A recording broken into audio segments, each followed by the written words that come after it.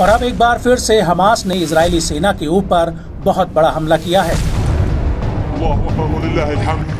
दरअसल हमास की सैन्य शाखा अल कासिम ब्रिगेड ने एक बिल्डिंग में इजरायली सैनिकों को घेर कर मारा है, जिसमें वो छिपे हुए थे।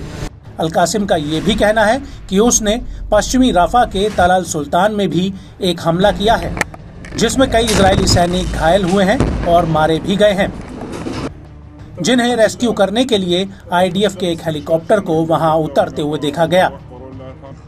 इसके अलावा अल कासिम ब्रिगेड का ये भी कहना है कि उसने अल नहादा में इजरायली सेना के एक बख्तरबंद वाहन में एक आईईडी विस्फोटक लगाकर उसे उड़ा दिया।